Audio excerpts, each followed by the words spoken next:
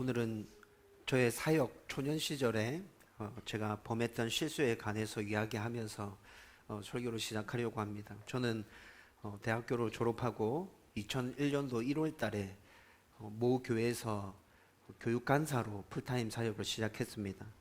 대학교 4학년 2학기 때 하나님께서 은혜를 부어 주셔가지고 제대로 주일학교 교사로 섬기기 시작했는데, 그 열정이 사역을 막 시작했던 그때도 이어져서 나의 변화와 성장과 성숙을 위해서 매일 기도했고, 그리고 또 아이들을 위해서도 매일 기도하면서 영적인 경건 훈련들도 게을리 하지 않았던 그런 시절이었습니다.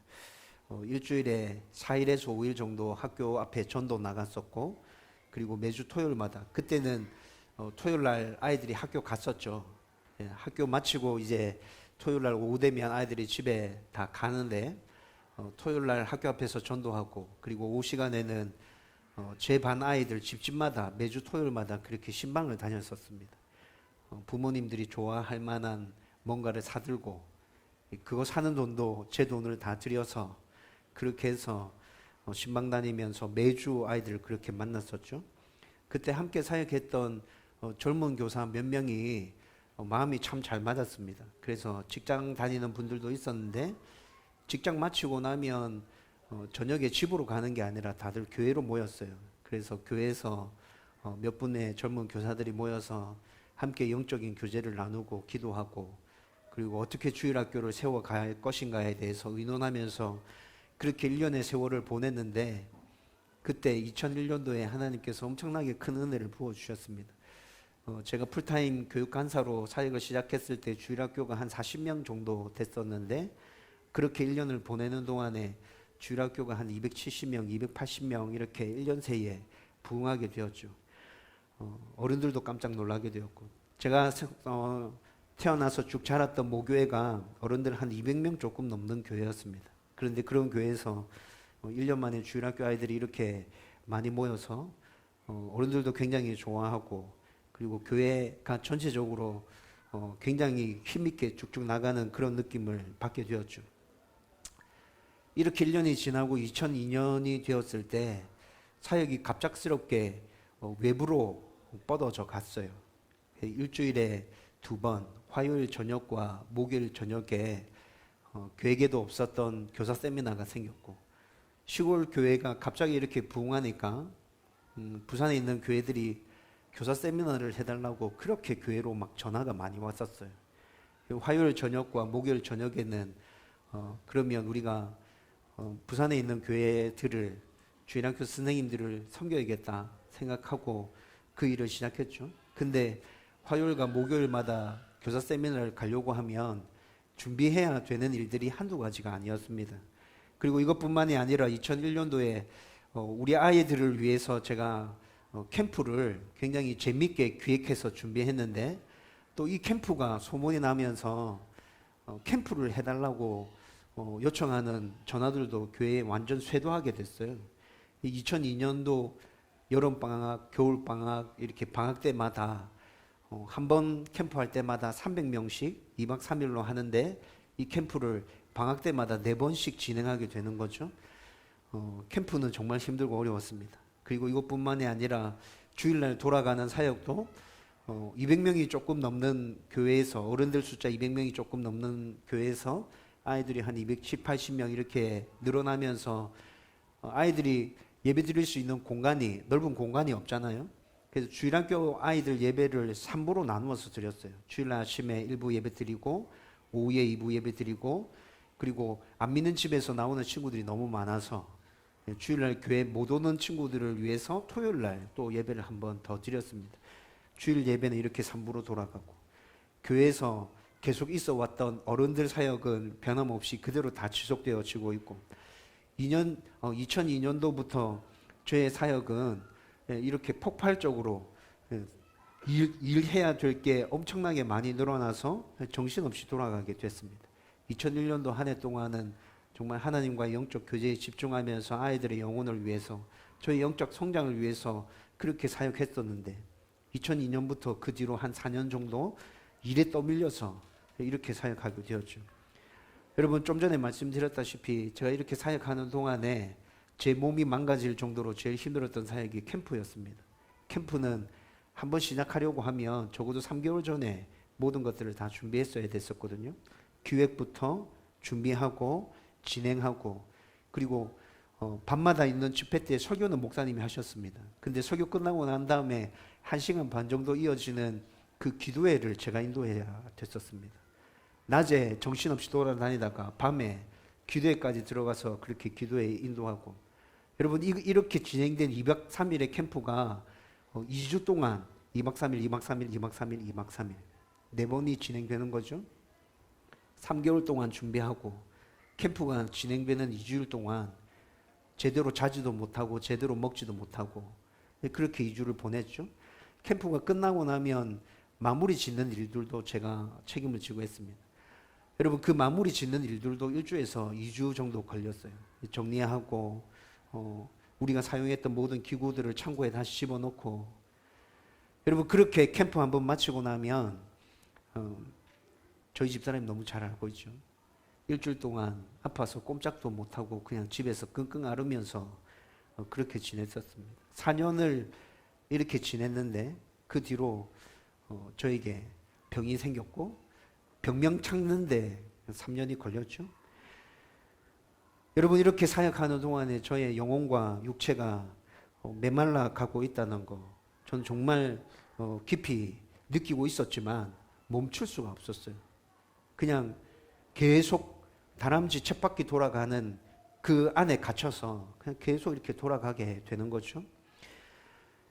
4년이 지나고 제가 사역한 지 5년 만에 몸과 영혼이 완전 번아웃돼서 오롯이 1년 동안 쉬지 않으면 안 될 상황에 당면하게 됐습니다. 그래서 1년 동안 사역을 중단하고 아무것도 안 하고 병원만 찾아다니면서 그렇게 1년을 쉬기도 했죠. 다시 사역 현장에 복귀하기까지 정말 많은 대가를 치루었습니다. 아마 사역자들과 교회에서 많은 봉사와 섬김을 담당하고 있는 성도들은 제가 이야기한 거 굉장히 공감 갈 겁니다. 나도 그러고 있는데 라고 생각하는 분들도 있을 것입니다. 개척하기 전에 사역했던 교회도 대형 교회였지만 성도들 굉장히 많았죠. 그런데 실제로 교회 사역에 투입되어져서 교회를 움직이고 있는 성도들은 몇 퍼센트 안 됐거든요. 심지어 오늘 성경 말씀에서도 이런 상황이 똑같이 등장하고 있습니다. 여러분 이게 무엇을 얘기해 주고 있는 거죠? 대한민국 안에 있는 교회들이 대부분 다 이렇게 돌아가고 있고, 심지어 성경 안에서도 이런 사건에 대해서 오늘 우리가 접하고 있다. 이게 뭘 얘기해 주는 거예요? 이 문제는 예수님 오실 때까지 해결되어지지 않고 교회 안에서 지속적으로 계속 일어나게 될 문제라는 것을 우리 가운데 보여주고 있습니다. 따라서 우리는 이 부분에 있어서 절대로 놓치면 안 되는 교훈을 우리는 굳게 붙들고 있어야 합니다. 여러분 가운데 끊임없이 일이 몰려올 때 여러분을 어떻게 대처할 것입니까? 혹시라도 저는 지금 여러분들에게 그렇게 일을 시키지 말아야겠다 생각하고 있습니다. 여러분 그런데 혹시라도 제가 여러분들에게 그렇게 일을 시킨다면 여러분을 어떻게 대처할 겁니까? 여러분 이런 부분에 있어서 우리의 마음에 확실하게 정해진 것이 없다면 저와 똑같은 경험을 여러분들도 하게 될 것이라는. 여러분 오늘 이 말씀 앞에서 마음을 열고 내가 주의 일을 한다고 말하면서 탈진하지 않으려면 어떻게 해야 하는 것인지 가슴에 새기고 그 은혜를 부여잡을 수 있게 되기를 주님의 이름으로 축원드립니다.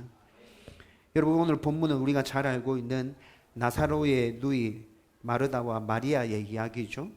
예수님은 지금 공생의 사역을 거의 마무리해가는 단계에 와 있습니다. 이 시점에서 지금 예수님은 십자가 지시기 위해서 예루살렘으로 올라가고 있는 중입니다.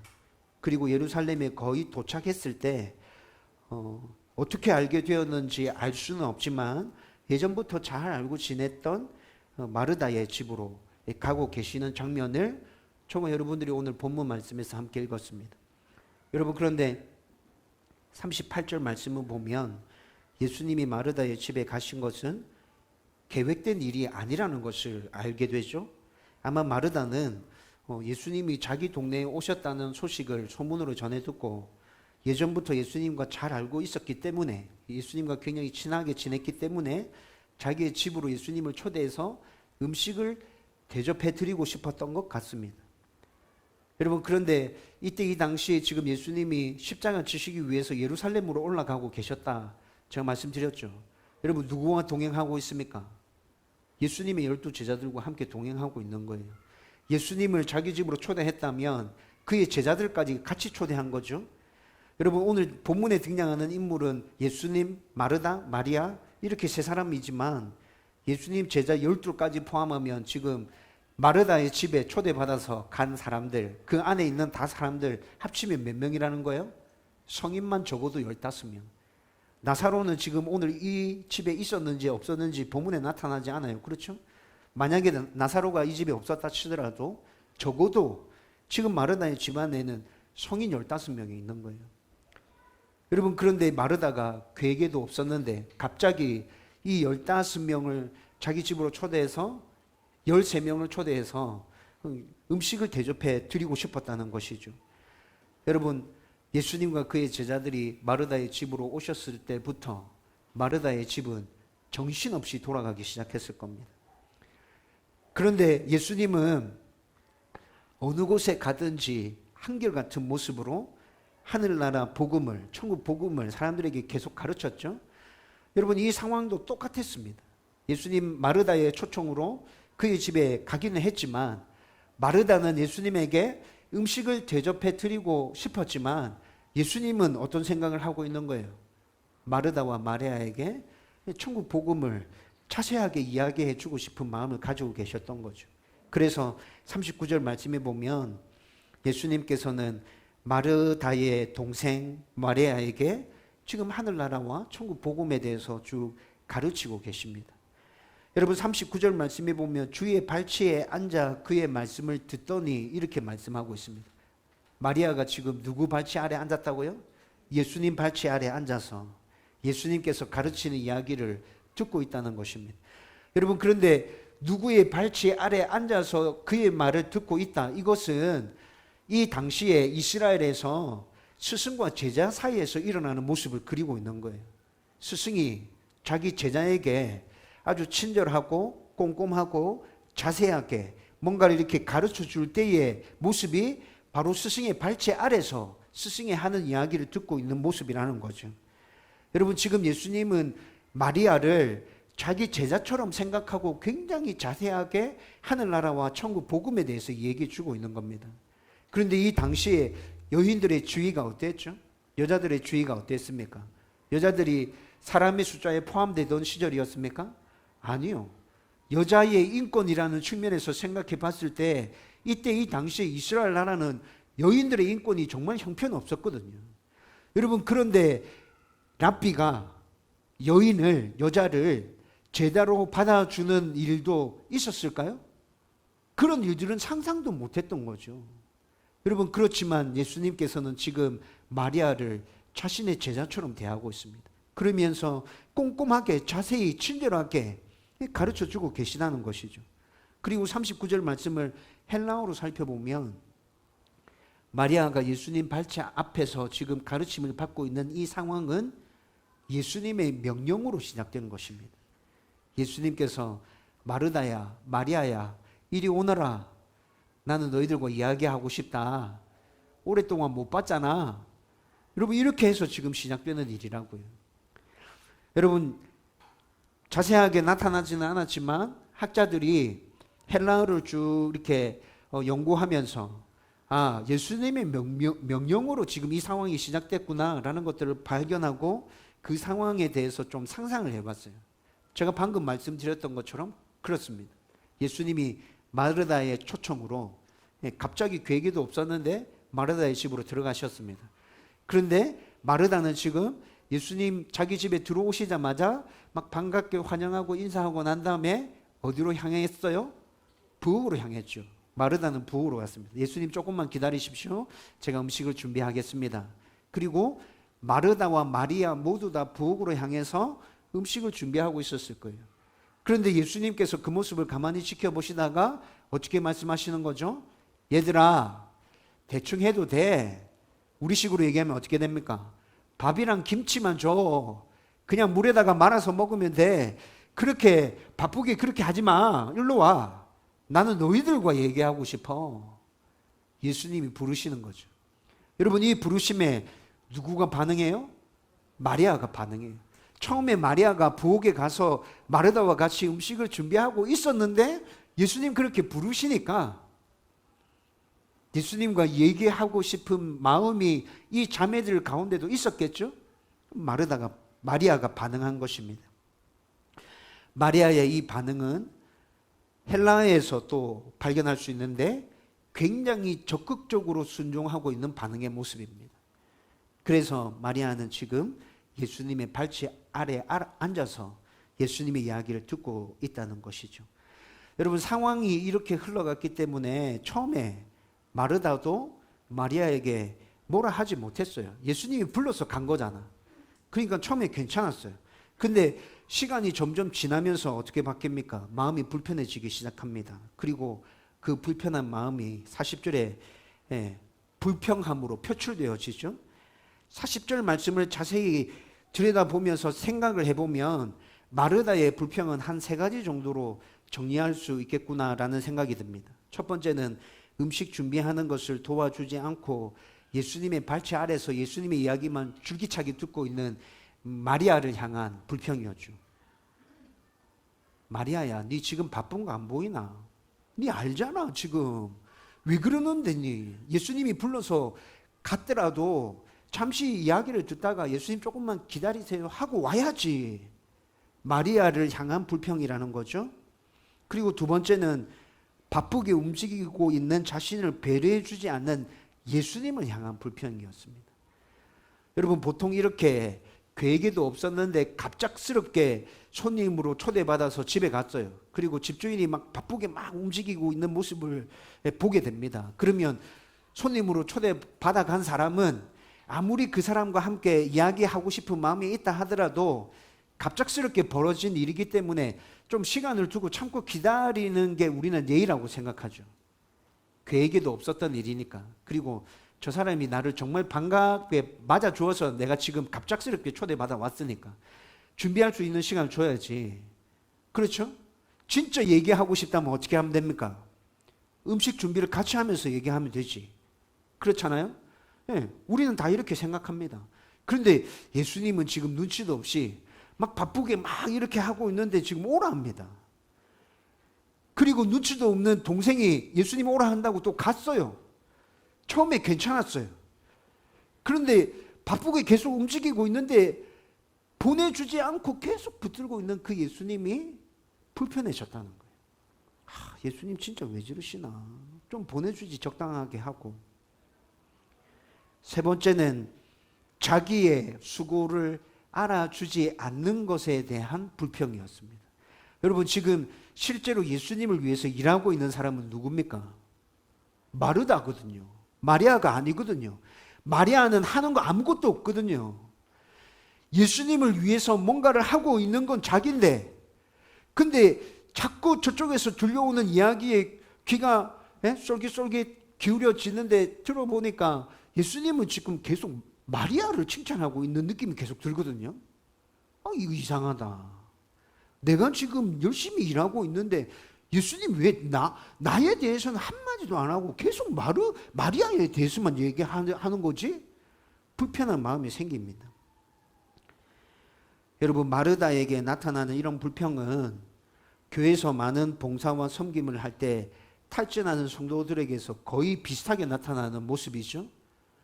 여러분, 성도들 중에 굉장히 많은 일을 하다가 탈진합니다. 그러면서 불평을 막 쏟아내 놓는데 그 불평을 잘 들어보면 자기가 하고 싶어서 이거 내가 하면 좋겠다 싶어서 그 일을 했어요. 그리고 자기가 자원함이 아니더라도 교회 필요에 따라서 목사님이 부탁해서 처음에는 기쁜 마음으로 봉사를 하기 시작했습니다. 그런데 그렇게 막 일을 하다가 난데없이 누군가가 쓸데없는 이야기들을 한마디씩 던지네. 굉장히 귀에 거슬려요. 쟤는 도대체 뭐지? 지는 하지도 않으면서 그냥 입 닫고 조용히 있지. 왜 이렇게 열심히 하는 사람 힘을 꼭 빼놔야 돼? 여러분, 이런 마음 생기죠? 불편해집니다. 여러분, 그래서 제가 교회에서 신앙생활을 하면서 어린 시절부터 쭉 자라오면서 굉장히 많이 듣는 말 중에 하나가 일하는 사람이 교회에서 많은 이야기를 듣는다. 일 안 하는 사람은 절대로 얘기 들을 일이 없다. 그러니까 내가 열심히 사역하고 봉사하고 섬기면 많은 이야기들이 나에게 들려오겠구나 생각하고 각오하고 그냥 해라. 저희 할머니 때부터 들었던 이야기입니다. 저희 할머니가 얘기해 주셨고 부모님이 얘기해 주셨고, 예? 목사로 지내면서도 저를 잘 아는 사람이면 계속 저한테 얘기하는 거죠. 그렇다는 거 충분히 이해됩니다. 교회 안의 상황이 그렇게 돌아간다는 거 여러분들도 이해하고 있잖아요. 그렇죠? 여러분, 그래도 알고 있어도 누군가 내가 하는 일에 대해서 아무것도 하지 않으면서 얘기하는 사람들을 보면 짜증이 나는 게 사실입니다. 여러분, 이렇게 일하다가 상태가 좋을 때는 또 괜찮아요. 잘 듣고 넘깁니다. 이러면서 또 듣고 넘기고 열심히 일하죠. 근데 그렇게 일하다가 내가 지쳐가기 시작합니다. 지쳐가기 시작하면 그런 이야기들이 들려올 때 그 사람을 향한 불평과 함께 또 목사님을 향한 불평이 또 생겨납니다. 나 힘들어 죽겠는데 진짜 목사님은 왜 도와줄 사람을 보내주지 않는 거야? 아무것도 안 하는 사람들이 이렇게 많은데 좀 그 중에 괜찮은 사람들을 뽑아서 좀 같이 도와주라고 이렇게 해주면 좋은데, 그리고 그게 안 된다면 목사님이라도 좀 와서 좀 도와주면 좋을 텐데 나는 힘들어 죽겠는데 왜 모른 척하고 계시는 거지? 막 불평이 생기죠.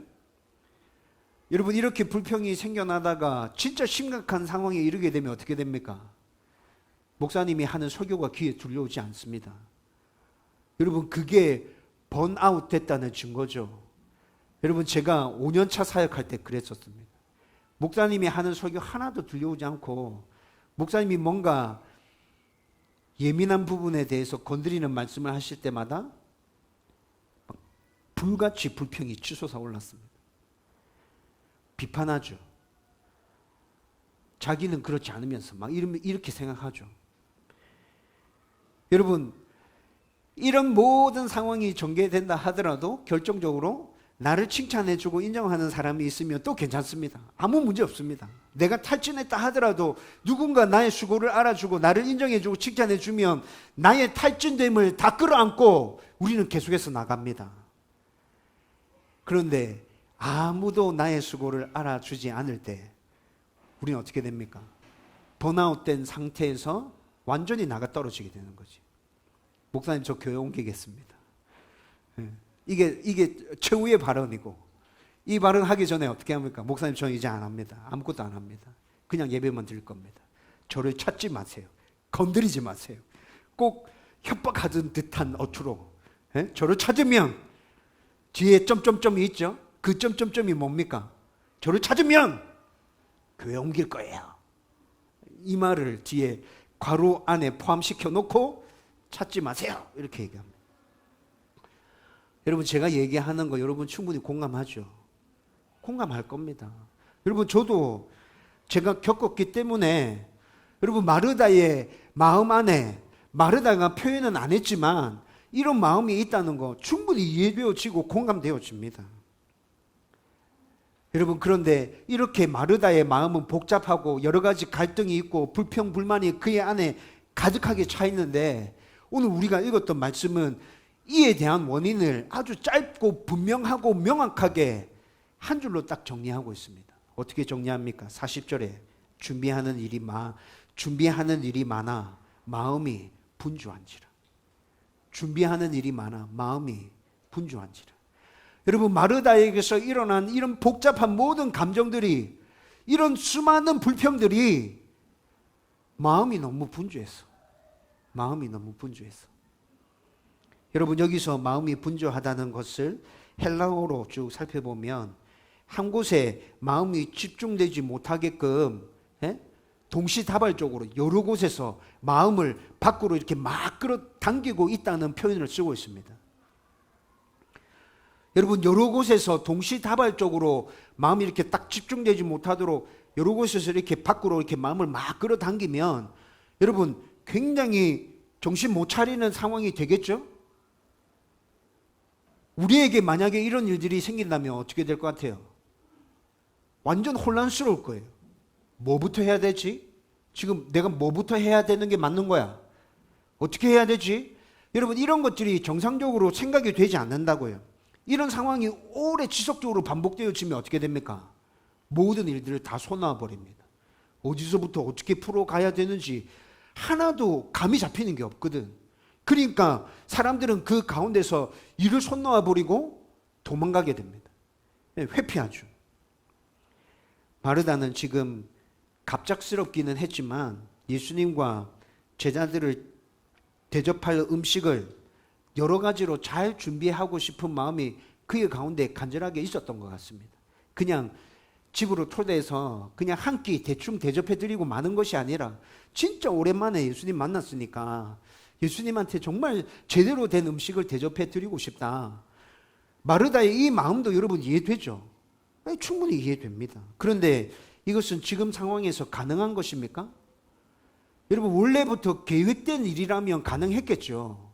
그런데 계획되지 않은 일이 갑자기 생겼잖아. 그리고 성인 15명이 한꺼번에 지금 집에 들이닥쳤잖아요. 한 가지만 준비해도 지금 굉장히 버거운 상황이죠. 그런데 여러 가지 음식을 제대로 잘 준비해서 대접해 주고 싶은 마르다의 그 마음은 충분히 이해가 되지만 상황적으로 봤을 때 쉬운 일이 아니라는 것입니다. 여러분, 마르다의 이 마음이 충분히 이해되지만 상황적으로 진짜 쉽지 않겠구나. 그래서 마르다는 지금 너무 분주하구나. 마음이 한 곳에 딱 집중되어 있는 게 아니라 잡채도 해야 되는데 불고기도 해야 되는데 지금 탄도 뭐 하나 끓여야 되는데 막 이 지금 정신이 막 다 분산되어져 있는 거예요. 여러분, 이런 상황에서 허둥대고 있는 마르다의 모습 떠올려지잖아. 여러분, 이런 상황만 또 있는 게 아니죠. 여러분, 마르다도 예수님과 대화하고 싶은 마음이 있었을까요? 있었을 거예요. 마르다도 예수님 발치 앞에 앉아서 얘기하고 싶었을 거예요. 지금 갑작스럽게 예수님과 그의 제자들을 초대해서 음식을 대접하고 싶어서 이렇게 막 분주하게 움직이고 있는 마르다의 모습, 그렇게 하고 있는 그녀도 기쁜 마음에서 이렇게 하는 게 분명하지만 또 한편으로는 자기도 마리아처럼 예수님 발치 앞에서 앉아서 예수님과 얼굴을 마주 대하면서 얘기하고 싶은 마음이 왜 없어요? 마르다도 예수님 사랑하고 있잖아. 마르다도 예수님 존경하고 있잖아. 예수님과 함께 얘기하고 싶은 마음이 그녀 가운데 있다고요. 그런데 방에서 마리아와 예수님이 주고받는 대화의 소리가 귓가에 계속 들려와. 눈과 손은 음식한다고 분주하게 막 움직이고 있는데 내 귀는 지금 저쪽에 기울어져서 저쪽에서 하는 이야기가 하나씩 들려온다고요. 여러분, 이렇게 되면 진짜 마음이 산산조각 나서 분산돼 버리는 거죠. 여러분, 우리도 봉사와 섬김을 하던 중에 마르다처럼 이렇게 마음이 분주해질 때가 정말 많습니다. 여러분, 오늘 예배를 시작하면서 여러분들의 마음은 어느 곳에 가 있었습니까? 하나님께 집중되어져 있었습니까? 여러분, 제가 예배를 시작할 때마다 우리의 마음을 하나님께 집중하십시다 라고 말씀드립니다. 왜 그렇게 말씀드리는 것입니까? 여러분, 우리가 마음이 분주해질 때는 우선 하는 일이 너무 많을 때 그렇게 됩니다. 하는 일이 너무 많으면 우리의 마음이 다 분산되죠. 오늘 설교를 시작하면서 제 얘기를 해드렸잖아요. 제가 그랬었습니다. 하는 일이 너무 많아서 마음이 분산되었고 예배 때 하나님께 집중되지 않았고 예배 은혜 속으로 들어가지 못했던 거죠. 저뿐만이 아니라 지금 한국교회 대부분이 소수의 성도가 교회 사역의 전부를 감당하는 구조로 이루어져 있습니다. 여러분, 목사들이 흔히 하는 얘기인데 보통 출석 교인의 20%, 많으면 30%가 교회를 움직이기 위해서 봉사하고 섬긴다고 말합니다. 그럼 나머지 80%에서 70% 정도는 뭐 한다는 얘기예요? 그냥 예배만 드리는 성도라는 거죠. 예배만 드리는 성도. 상황이 이렇다 보니까 신앙이 좋고 성실하고 순종적인 성도에게 4개에서 5가지 봉사가 한꺼번에 집중되어져 있는 모습들 굉장히 많이 봤었습니다. 그러면서 탈진하고 번아웃된 성도. 여러분, 일주일 7일이잖아. 7일. 7일 동안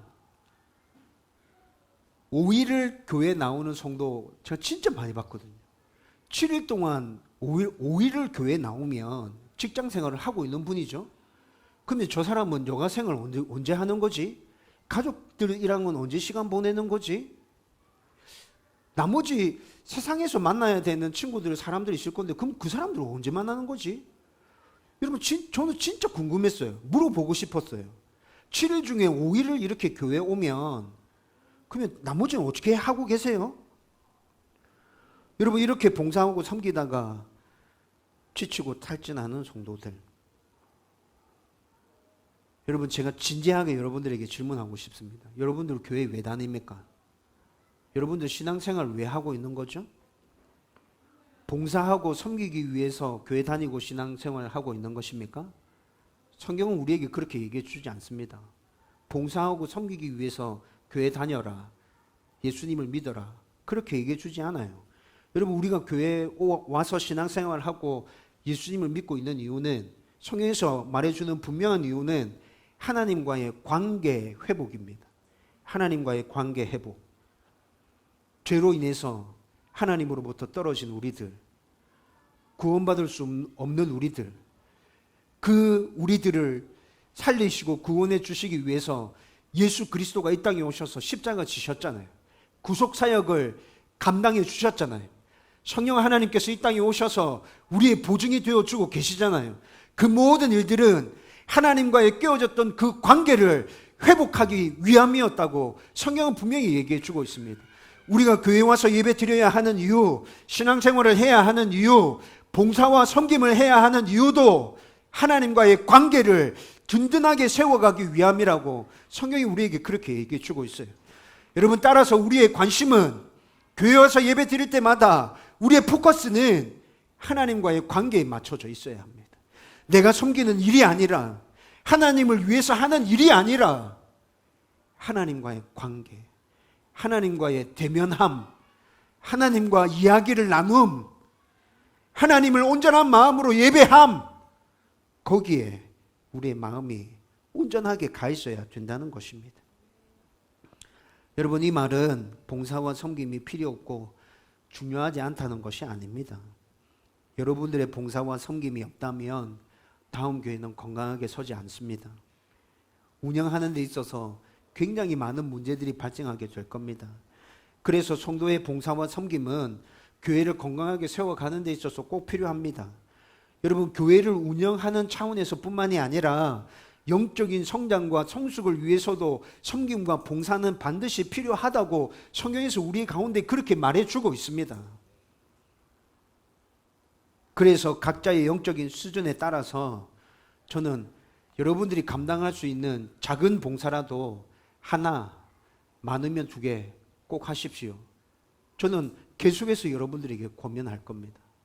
해야 합니다. 그러나 봉사와 섬김이 신앙생활에 있어서 우선순위에 놓이면 안 됩니다. 다시 말하는데, 신앙생활에 있어서 우리의 우선순위는 하나님과의 관계입니다. 하나님과의 관계를 우선순위에 두고 말씀과 기도와 찬양으로 우리의 신앙을 굳게 세워가야 합니다.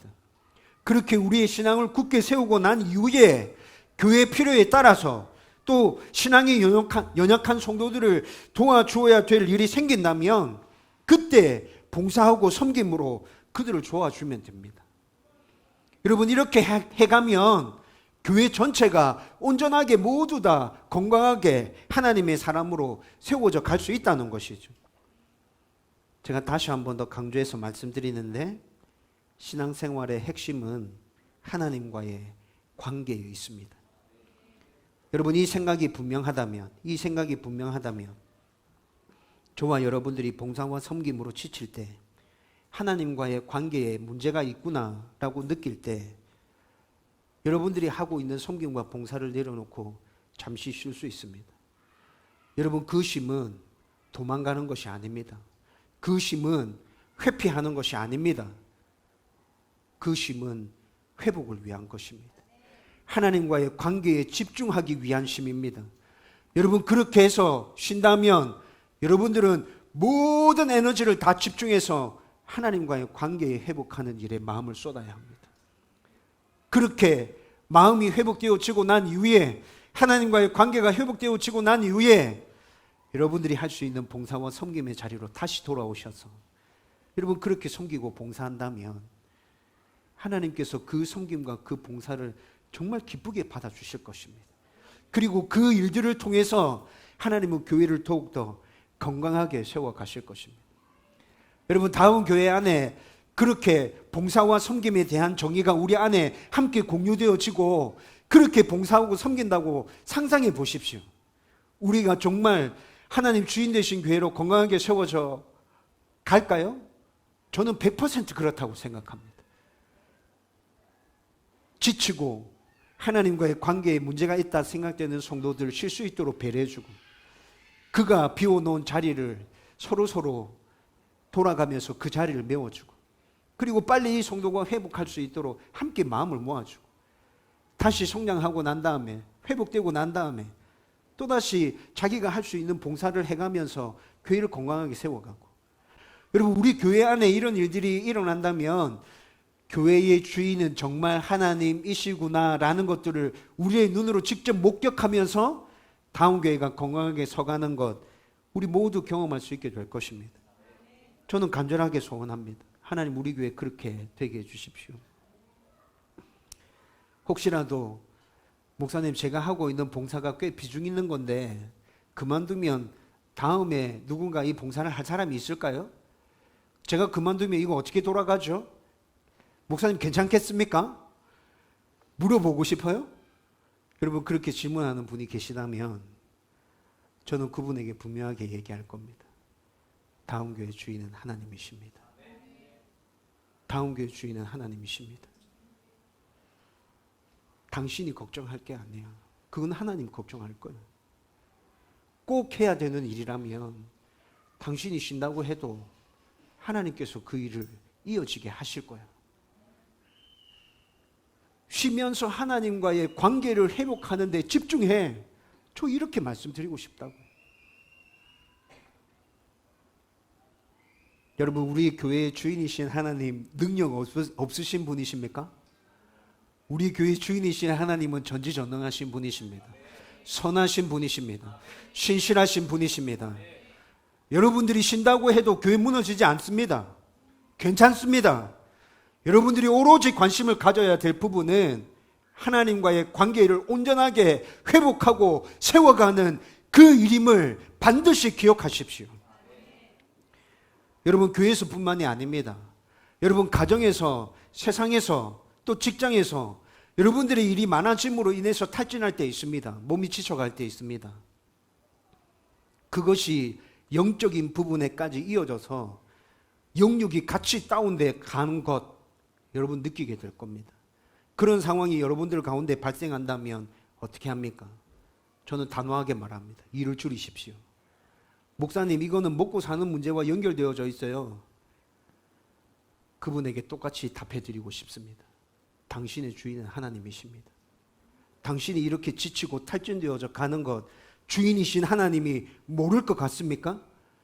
당신이 일을 줄인다고 해서 하나님께서 굶기실 것 같습니까? 아니요. 절대 그렇지 않습니다. 우리의 하나님 그런 분 아닙니다. 내가 일하면서 지쳐가고 있다는 것, 나에게 쉼이 필요하다는 것, 누구보다도 하나님께서 잘 아십니다. 단지 여러분의 결단이 필요할 뿐입니다. 여러분, 쉬어도 굶어 죽지 않습니다. 괜찮습니다. 하나님께서 우리를 돌봐주실 것입니다.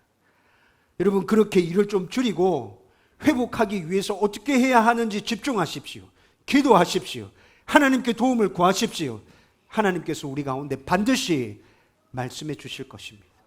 지혜를 허락해 주실 거예요. 여러분, 그렇게 하나님께서 보여주시는 대로 따라가기만 하면 우리 회복할 수 있어요. 온전하게 설 수 있습니다.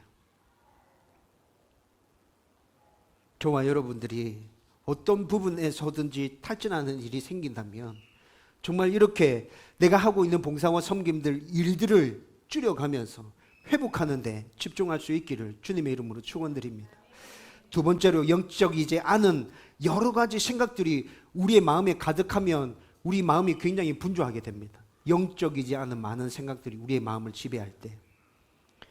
여러분, 세상의 사고방식에 사로잡혀서 신앙생활하는 성도들 본 적 있습니까? 물질의 복을 받기 위해서, 또 마음의 안정, 평안을 누리기 위해서 헌금을 굉장히 많이 하고 봉사하는 성도들 진짜 많습니다. 교회에 다니면 이렇게 해야 하나님 나한테 복 주실 거야. 교회 다니면서 이 정도는 해야 교회 다닌다고 말할 수 있지. 이렇게 생각하고 하는 거예요. 장로, 권사, 안수집사의 직분을 얻기 위해서 여러 가지 봉사와 섬김을 하는 성도들 진짜 많습니다. 자기의 재능과 능력을 인정받고 싶어서, 나 좀 잘하지요? 사람들에게 보여주고 싶어서 섬기고 봉사하는 성도들도 있습니다. 자기가 중요하게 생각하는 것을 지키기 위해서 봉사하고 섬기는 성도들이 있습니다. 여러분, 이렇게 신앙생활을 하고 봉사하고 섬기는 성도들의 특징은 하나님의 말씀에 관심이 없다는 것입니다. 하나님의 말씀에 관심이 없어요. 하나님께서 지금 나에게 요구하시는 것이 무엇인지에 대해서 귀를 기울이지 않습니다. 오로지 자기 생각과 자기 소원, 자기 판단들을 가지고 교회 안에서 열심히 설치면서 일하고 있습니다. 여러분, 그런데 이런 사람들이 많으면 교회 정말 힘들어집니다. 문제가 끊이지 않고 계속해서 생겨납니다. 탈진하고 교회를 엉망진창으로 만들어 놓고 이 성도들은 다 떠나가 버리죠. 여러분, 특히나 교회 안에서 가장 빈번하게 생기는 문제인데, 직분과 관련해서 세상적인 생각으로 가득 차서 마음이 분주해지고 탈진하는 성도들 얼마나 많은지 모릅니다.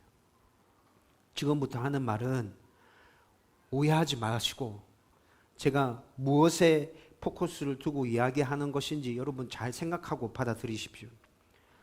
여러분, 교회 안에 인기 있는 봉사와 섬김이 있습니다. 여러분들 신앙생활을 좀 하신 분이면 아실 겁니다. 찬양팀 앞에 서서 찬양하시는 분들, 안내하시는 분들, 교회 출입구에서 안내하시는 분들이 있어요. 저희는 지금 작아서 이런 봉사와 섬김이 없지만 교회가 커지면 자연스럽게 생겨나게 될 것입니다. 찬양대가 있습니다. 예배 중간에 성가대라고도 말하죠.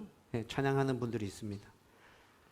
좀 아이러니하긴 한데 주차 봉사도 인기 봉사에 들어갑니다.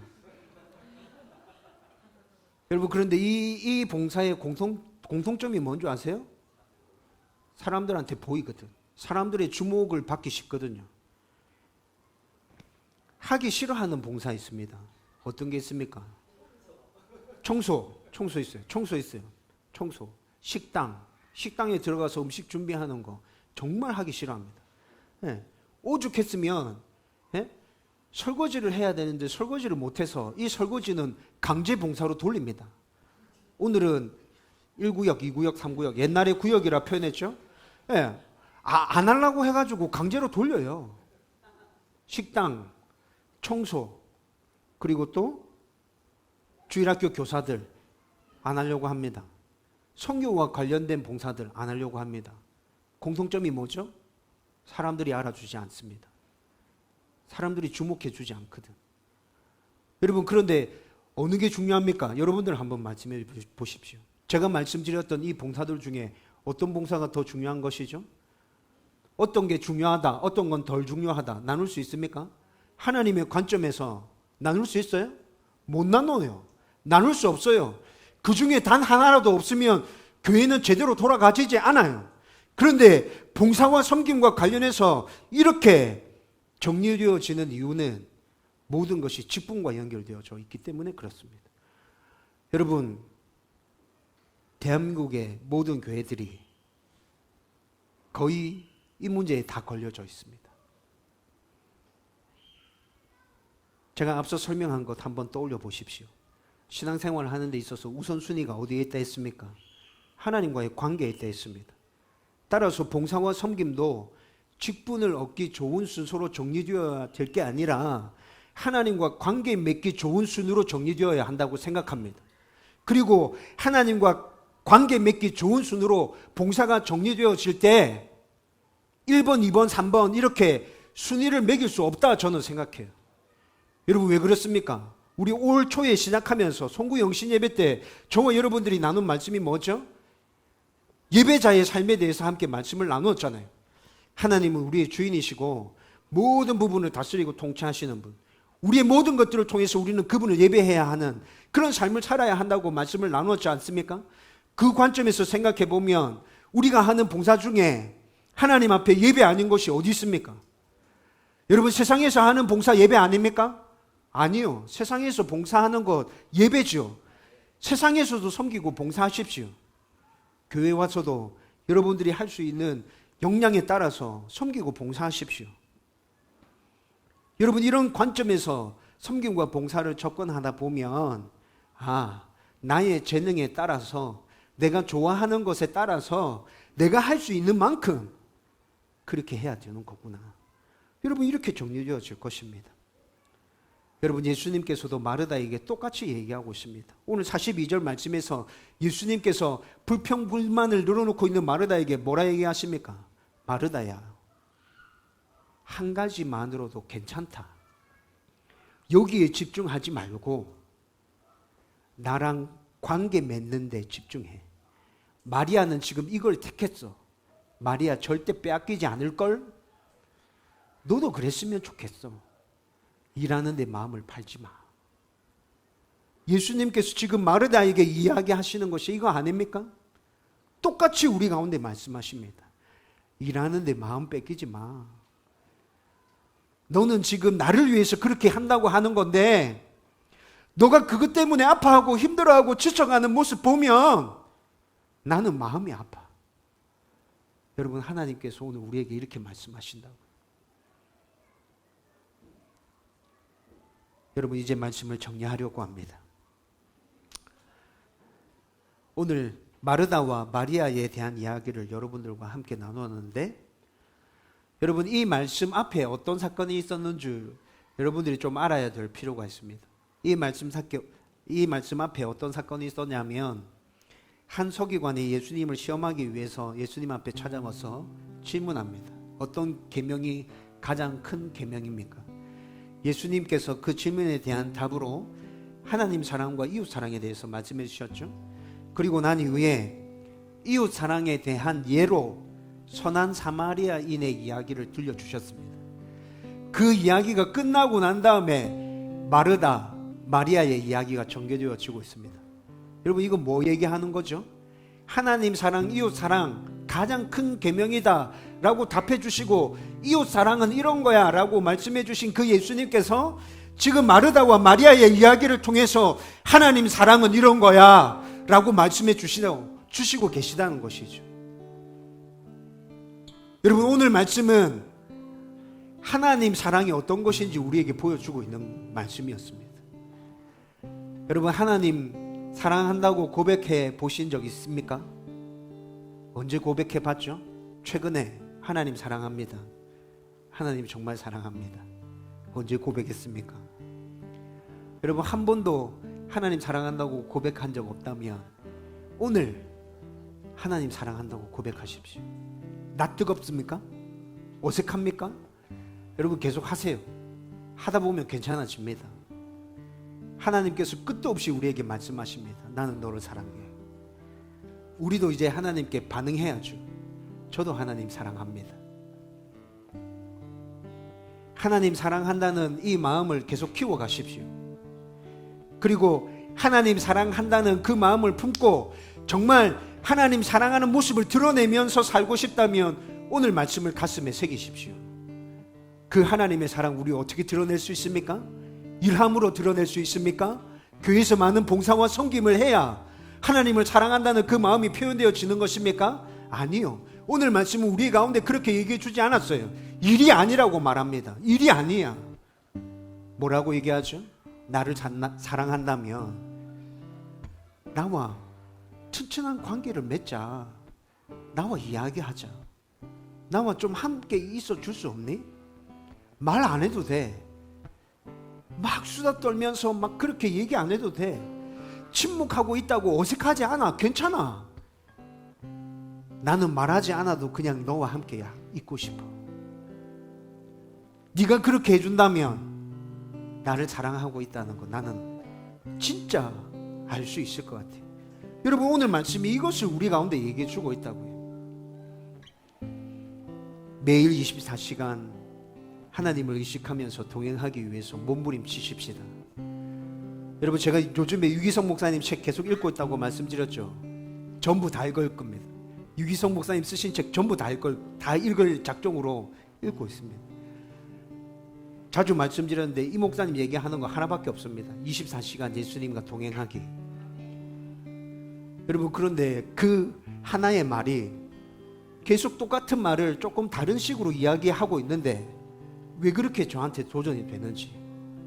24시간 예수님과 동행하기. 저는 여러분들이 그렇게 살았으면 좋겠습니다. 제가 그렇게 살았으면 좋겠습니다.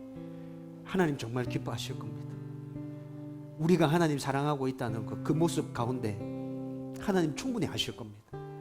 저와 여러분들이 그런 삶을 살아갈 수 있게 되기를 주님의 이름으로 축원드립니다.